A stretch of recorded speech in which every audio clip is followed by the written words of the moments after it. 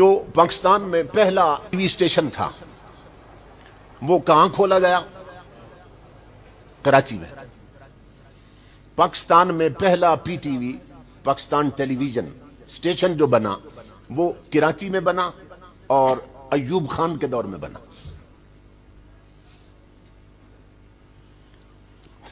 اس کا جو پروڈیوسر تھا، جو بڑا آفیسر تھا، اس کو ایم ڈی کہہ لیں آپ، وہ ذوالفقار علی بخاری تھا۔ تو جنہوں نے اس کے ساتھ مل کر اس پورے اسٹیشن کو چلانا تھا، اس نے ان تمام لوگوں کو اکٹھا کیا۔ ان میں پروفیسر شمیم احمد بھی تھے۔ اب یہ پوری ہسٹری جو ہے یہ پروفیسر شمیم احمد نے بیان کی ہے، بعد میں جب غفلت کی پٹی اتری آنکھوں سے۔ اس وقت بھی ان کی رگے دینی وہاں پھڑکی تھی۔ جب وہ ان کا ایم ڈی انہیں خطاب کر رہا تھا، اس نے ایک کانفرنس کال کی اور پورے ساتھیوں کو اکٹھا، جو کرو تھا پورا ان کا، اس کو اکٹھا کیا اس نے۔ یہ پوری ریٹن میرے پاس ثبوت موجود تھا۔ اس ذوالفقار علی بخاری نے کہا، اس نے کہا یہ ملک ہے کلمے کے نام پہ بنا، اکثریت مسلمانوں کی ہے، سب مسلمان ہیں، اور ان کے اندر دین کی غیرت بھی ہے، حمیت بھی ہے۔ ان کی بہو بیٹیاں پردہ کرتی ہیں، وہ گھر میں بھی دوپٹوں کے اندر چھپی رہتی ہیں۔ تو ہم اگر ڈائریکٹ انہیں کہہ دیں نا، اب وہ انہیں خطاب کر رہا ہے جس عملے نے آگے کام کرنا تھا، اگر ڈائریکٹ انہیں کہہ دیں کہ یہ پردہ اور یہ سب آکورڈ ہے، یہ بیکورڈ لوگوں کا کام ہے، یہ پسماندہ قومیں ہیں جو اس طرح کے لباس پہنتی اور پردہ کرتی، تو دنیا بڑی فارورڈ ہو گئی ہے، جو سویلائزڈ قومیں ہیں، جو کلچرڈ ہیں، جو تہذیب یافتہ یعنی یورپ کی قومیں، تو ہمیں ان کی کاپی کرنا چاہیے اگر ہم نے ترقی کرنی ہے۔ تو وہ انہیں کہنے لگا کہ ڈائریکٹ اگر ہم کسی مسلمان کو کہہ دیں نا کہ بہو بیٹی کا پردہ ختم کروا دو، تو وہ اتنے غیور ہیں کہ ہماری گردن کاٹنے لگ جائیں گے۔ اس نے کہا کہ اب ٹی وی اسٹیشن کے ذریعے، یہ جو ٹی وی کھولا ہے ہم نے، اس کے ذریعے ہم مسلمانوں کے گھروں کے اندر گھس جائیں گے، ٹی وی کے ذریعے۔ اور جو کام ہم ڈائریکٹ انہیں کہہ کے نہیں نہ کر سکتے، وہ ہم ٹی وی پر پیش کیے جانے والے پروگراموں اور ڈراموں کے ذریعے کریں گے۔ ہم ایسے ڈرامے دکھائیں گے۔ اب ڈرامے میں آپ جانتے ہیں دو قسم کے کریکٹر ہوتے ہیں، پازیٹیو اور نیگیٹو۔ اس نے انہیں کہا کہ ہم نے جو مثبت کردار ہے نا وہ دکھائیں گے، کلین شیو، پینٹ شرٹ میں ٹائی لگی ہوگی، اور ان ڈراموں کے اندر جو ڈاکے ماریں گے، جو سائیڈ ہیرو کا کام کریں گے، جو نیگیٹو کریکٹر ہوں گے، انہیں ہم مولویوں والا لباس اور حلیہ بنا دیں گے، پہنائیں گے،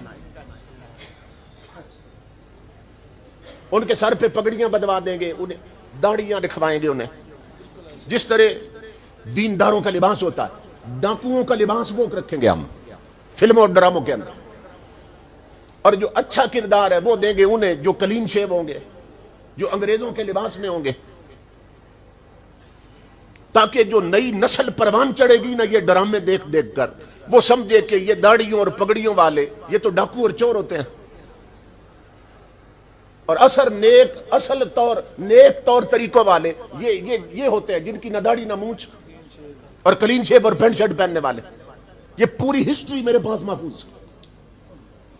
یہ پہلا خطاب ہو رہا ہے ٹی وی اسٹیشن چلانا کیسے۔ اس نے کہا پھر ہم ان ڈراموں میں بچیوں کو آزاد دکھائیں گے، تو خربوزے کو دیکھ کر پھر خزبورا رنگ پکڑے گا۔ یہ گھروں میں بیٹیوں کے دوپٹے ویسے نہیں اترے، اس کی بنیاد کراچی میں رکھی گئی تھی۔ اور پھر جو میں بات سمجھانا چاہتا ہوں، یہ انفارمیشن اور نالج میں کیا فرق ہے۔ پھر اس نے کہا اپنے جو کام کرنے والے تھے، اس نے کہا تم میں سے میں 200 روپیہ تنخواہ میں اسے زیادہ دوں گا کہ جو تھوڑی سی عربی سیکھے گا، عربی زبان میں۔ یہ نکتہ قابل توجہ ہے۔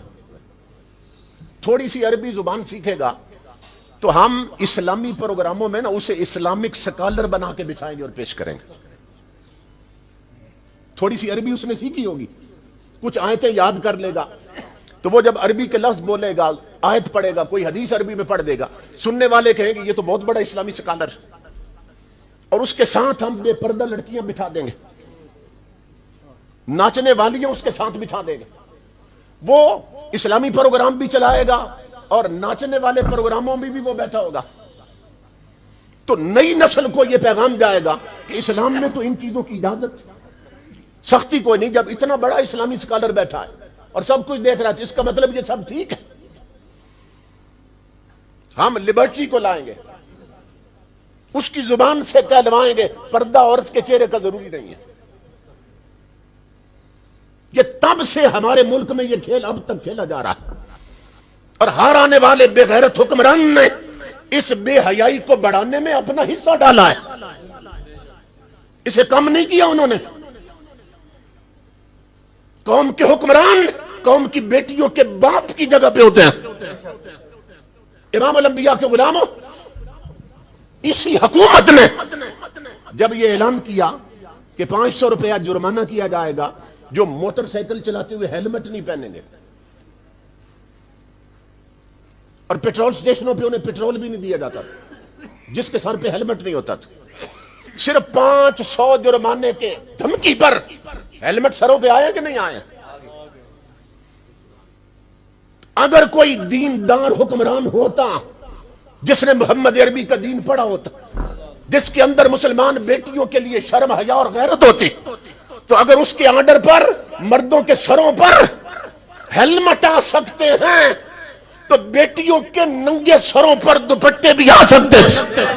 پاکستان کا مطلب کیا؟ لا الہ الا اللہ. پاکستان کا مطلب کیا؟ لا الہ الا اللہ. پاکستان کا مطلب کیا؟ لا الہ الا اللہ. مگر ہر آنے والے نے اس بے غیرتی میں حصہ ڈالا. کیوں؟ کہ ان کی تعلیم و تربیت ہی انگریزوں کے ماحول میں ہوئی تھی. یہ صرف انگلش میڈیم سکولوں میں پڑھنے والے, اور یہ یورپ سے پڑھ کے آنے والے, ان کی استاد یہودی عیسائی کافر.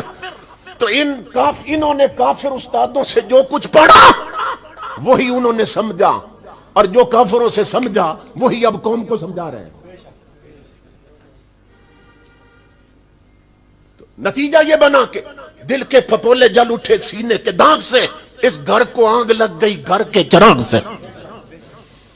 علامہ اقبال نے ایسے ناہنجانوں کے بارے میں کہا تھا کہ تیرا وجود سراپا تجلی افرنگ, کہ تو وہاں کے عمارت گروں کی ہے تعمیر. اقبال نے کہا تھا تیرے چہرے کو دیکھ کر مدینہ یاد نہیں آتا, لندن یاد کیوں آتا ہے؟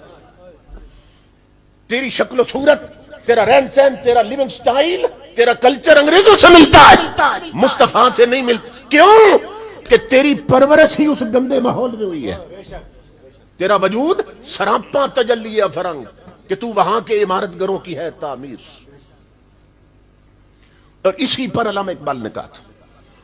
ادھر ہمارے میڈیا نے یہ کھیل شروع کر دیا, اور ادھر ہمارے اوپر لارڈ میکالے کا بنایا ہوا ایجوکیشنل سسٹم وہ مسلط کر دیا گیا.